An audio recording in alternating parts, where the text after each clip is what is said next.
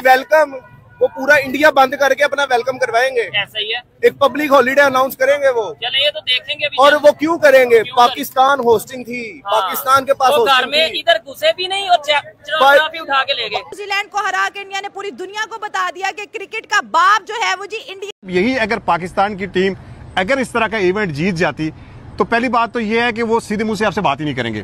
Sorry to से बात होती नहीं होती, उनका एटीट्यूड ही मुझे आज भी याद है। फैंस होते हैं ना, ये फैंस होते हैं ना, ये इनकी दुआएं होती हैं, इनकी दुआएं होती हैं और दुआएं जो है वो असर करती हैं। आज उनका एटीट्यूड देखें ना, आप हमारे साथ, उनको पता है, उनको पता है इंडियन क्रिकेट पता था पाकिस्तान जर्नलिस्ट ने, फिर भी उन्होंने देखा किस तरह हंस मुस्कुरा के वो सेल्फी ले रहे थे, वो ऑटोग्राफ ले रहे थे। कल आपने मीडिया ग्रुप कल आपने देखा होगा विराट कोहली का रवैया, आपने देखा होगा पाकिस्तानी वहाँ पे फोटोग्राफर वहाँ पे मौजूद थे, उनके एक एक पास गए, उनके कैप पे सिग्नेचर किए, उनको ऑटोग्राफ लिया।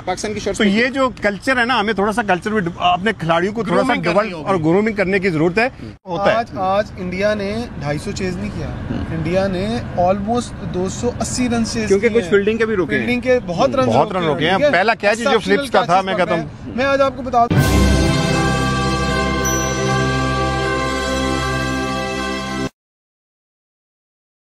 हेलो फ्रेंड्स, वेलकम टू भारतीय स्पेशल। दोस्तों आपको बता दूं कि चैंपियंस ट्रॉफी जीतने के बाद से भारतीय टीम का हौसला बुलंद है और आप उसके साथ साथ पाकिस्तान मीडिया में हलचल तेज हो गई है। साथ साथ अब दुबई में जितने सारे पत्रकार हैं पाकिस्तान के, उन्होंने एक तरह से भारतीय फैन के साथ बात की और उनका ये कहना है कि अगर चैंपियंस ट्रॉफी अगर पाकिस्तान जीत जाता तो उनका एटीट्यूड चेंज हो जाता।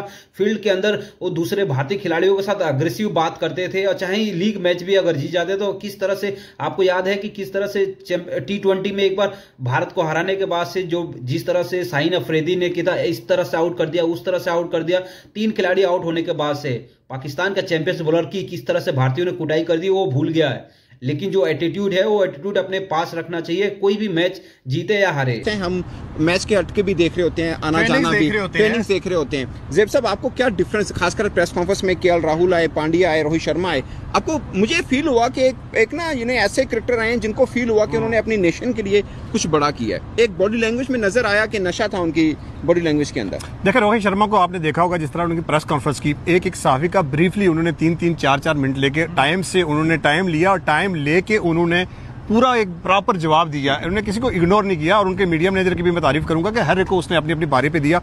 इसी तरह केएल राहुल ने जो मीडिया टॉक की और पांड्या ने जो की, उन्होंने भी प्रॉपर एक टाइम लिया और बॉडी लैंग्वेज उनकी देखे कैसे हंस मुस्कुरा के वो साफियों से बात कर रहे थे। आम लोगों से पांड्या से एक सवाल भी हुआ कि आप फैन के साथ बड़ा अटैच रहते हैं, फैन से बड़ी सेल्फीज लेते हैं, तो किस तरह ये सारी चीजें मैनेज करते हैं।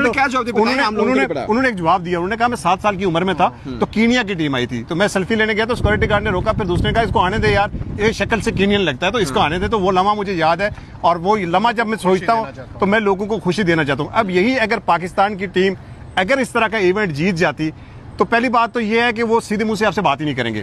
सॉरी टू से बात होती नहीं होती, उनका एटीट्यूड ही, मुझे आज भी याद है उमर अकमल एक पीएसएल के मैच में 50 रन करके आए थे। एक बच्चा रोते हुए होटल की लॉबी से लिफ्ट तक गया, उमर अकमल ने उसको फोटो नहीं लेने दिया और मैं खुद देख रहा था और शाहिद अफरीदी वहां पर खड़े थे। शाहिद अफरीदी, वो बच्चा भाग के गया तो उसने कहा सर मैं सेल्फी, तो शाहिद अफरीदी वहाँ जियो न्यूज का इंटरव्यू दे रहे थे तो उसने बच्चे को ऐसे फेंका ऐसे कि आप देख नहीं रहे मैं इंटरव्यू दे रहा हूँ। ऐसे हमारे रवैये हैं, ऐसे फैंस होते हैं ना, ये फैंस होते हैं ना, ये इनकी दुआएं होती हैं, इनकी दुआएं होती हैं और दुआएं जो है वो असर करती हैं। आज उनका एटीट्यूड देखें ना, आप हमारे साथ, उनको पता है, इंडियन क्रिकेट पता था पाकिस्तान जर्नलिस्ट ने, फिर भी उन्होंने देखा किस तरह हंस मुस्कुरा के वो सेल्फी ले रहे थे, वो ऑटोग्राफ ले रहे थे। कल आपने देखा होगा विराट कोहली का रवैया, आपने देखा होगा पाकिस्तानी वहाँ पे फोटोग्राफर वहाँ पे मौजूद थे, उनके एक एक पास गए, उनके कैप पे सिग्नेचर किए, उनको ऑटोग्राफ लिया। तो ये जो कल्चर है ना, हमें थोड़ा सा कल्चर में अपने खिलाड़ियों को थोड़ा सा डेवलप और ग्रूमिंग करने की जरूरत है। कि मैं कई बार देखा है कि हमारे अच्छे खासे जानने वाले, बहुत अच्छे खासे जानने वाले जाते, जब हमारे मोबाइल में कैमरा होता है ना वो ऐसे मुड़ जाते, ऐसे भाग जाते हैं, जैसे को है ना हम इनका पीछा कर रहे हैं। तो ये जो रवैये है ना, इनको बदलने की जरूरत है। जैसे भाई ने बात की ना कि टैलेंट होगा, जरूर होगा, जो भी यहाँ तक पहुंचा वो टैलेंट। देखिए आप सिर्फ ये देखें ना कि इंडियन स्क्वाड में बुमराह नहीं है और रोहित शर्मा ने जवाब दिया, सराज भी नहीं है और उनके चहल भी नहीं है, उनके आपके हर्षदीप सिंह जो है वो बेंच पे बैठे हुए हैं, जायसवाल उनके स्क्वाड में नहीं है। तो आप ये फर्क देखें ना कि हमारे स्क्वाड के अंदर सिर्फ फखर जमान इंजर्ड होते हैं, तो हमारे पास वो 15 में उनकी रिप्लेसमेंट नहीं है। हम वापस इमामुल हक को लेके आए, हालांकि इमामुल हक बैड परफॉर्मेंस की वजह से ड्रॉप हुए थे और उन्होंने कोई ऐसी परफॉर्मेंस नहीं दी। फिर जब ये बड़ी सिलेक्शन आती है ना, हर टूर्नामेंट में हम ये कहते हैं कि हम ऐसा एक आउट ऑफ फॉर्म प्लेयर लेके आ जाते हैं जो जैसे कहते हैं ना, एक मछली पूरे तालाब को गंदा कर देती है। आप हसन अली को लेके आए थे ना, इसी मैदान पे उसने कैच छोड़ के मैच हरा दिया था, इसी मैदान पे उसने 39 रन दिए थे, क्योंकि वो लो स्कोरिंग मैच था। तो ये इस चीजों से हम कब सीखेंगे? इस चीजों से हम इसलिए नहीं सीखेंगे कि जो हमारा प्रोसेस है ना वो ठीक नहीं है, क्योंकि हमारे जो मैनेजमेंट के लोग हैं ना वो सिफारिश पे आते हैं, आगे वो सिफारिश पे लगाते हैं मैनेजमेंट के लोग, फिर वो सिफारिश से सिलेक्ट करते हैं, 2 तेरे 2 मेरे 2 तेरे, बात खत्म। अब आप दिल पे हाथ रख के बताएं कि जो न्यूजीलैंड की टीम सिलेक्ट हुई है, इसमें आप मुझे बता दें कि मैं समझता हूं कि इसमें भी 5-6 लड़के ऐसे जो मेरिट पे नहीं है। मैं आपको जो पाकिस्तान की टीम न्यूजीलैंड के लिए जो न्यूजीलैंड के लिए सिलेक्ट हुई, T20 की बात कर रहा हूँ। आज आपको एक इंडियन टीम का थोड़ा सा मैं समरी बता दूं आपको कि इंडिया की टीम को किसी भी कंडीशन में आज खिला दें आप, किसी भी कंडीशन में। ये रोना पिटना तो लगा हो ना कि एक वेन्यू को एडवांटेज मिला होगा कि टीम एक वेन्यू के मुताबिक बनानी है, 5-7% आप कह सकते हैं, 5-7% आप कह सकते हैं, जरूर है। बट आज देखे ना, हालांकि इंडियन टीम ने आज 3-4 कैच भी ड्रॉप किए, तो कहने को तो ये भी कह सकते हैं यार, अगर वो कैच ड्रॉप ना होते तो हो सकता है न्यूजीलैंड 200 रन करते, ये तो होता है। आज इंडिया ने 250 चेज नहीं किया, इंडिया ने ऑलमोस्ट 280 रन से, क्योंकि कुछ फील्डिंग के भी रुके, फील्डिंग के बहुत रन रोके हैं। पहला कैच जो फ्लिप्स का था, मैं कहता हूँ, मैं आज आपको बता दूं कि इंडिया के आपको बर्फ पे खिला दो, उसको आग में खिला दो। उन्होंने अपना सिस्टम ऐसा बना लिया है कि बर्फ के प्लेयर अलग हैं, आग के प्लेयर अलग हैं। ये सिस्टम है, वो आपको ये एक्सक्यूज करते नहीं दिखाई देंगे कि यार हमें आपने ऑस्ट्रेलिया खिला दिया, आपने हमें लाहौर खिला दिया। मैं दावे से कहता हूँ, हालांकि न्यूजीलैंड की टीम बहुत तगड़ी थी, आप उठा के ले जाते उनको लाहौर। देखिए उन्हें पता था कि दुबई में खेलना है, उन्होंने पांड्या, अगर ये कंडीशन फास्ट बॉलर्स वाली होती ना तो पांड्या को वो जबरदस्ती खिला देते। उन्होंने कहा कि यार हम अपना एसेट क्यों जाया करें, जब हमें पता है कि वहाँ पांड्या हमारे काम का नहीं है और वहाँ फेवर्स नहीं मिलेगी हमें। आज देखे ना फास्ट बॉलर कितने खिलाए हैं उन्होंने, एक या दो। तो सर उन्होंने कहा कि प्लान बी ले आओ, आप स्पिनर के साथ जाओ। उन्होंने स्पिनर को बुलाया। हम ये क्यों कहेंगे जाल बंद तुसी। अब भाईजान इंडिया का सेटअप ऐसा है कि वो अपने प्लेयरों को सेफ भी करता है और मौका मिलने पर ऐसे हीरे निकाल के लाता है जो उन्होंने तैयार किया। हम बहुत किए होते हैं प्रॉपर IPL।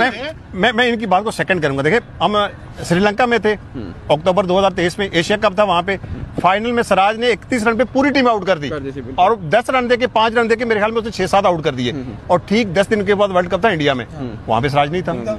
अब हम क्या करते हैं, हम ये सोचते हैं कि 2020 में किसने अच्छी बॉलिंग की थी, 2021 में किसने अच्छी बॉलिंग की थी। जब इस प्रोसेस के थ्रू हम आएंगे ना, अब देखें ना ये कितना इंपॉर्टेंट टूर्नामेंट है, यहाँ पे सिराज नहीं है सर। 24 में सबसे ज्यादा विकेट अर्शदीप की थी, यानी खेला अर्शदीप सिंह को आप देख ले, वो नहीं है। यानी बुमराह के ना होते हुए उनको फर्क इसलिए नहीं पड़ा कि ये कंडीशन उनको पता था स्पिनर को सूट करती है। तो दोस्तों देखा आपने किस तरह से भारतीय वो कहता नजर आ रहा है कि अगर एटीट्यूड रखना है तो आप संयम बरतना पड़ेगा।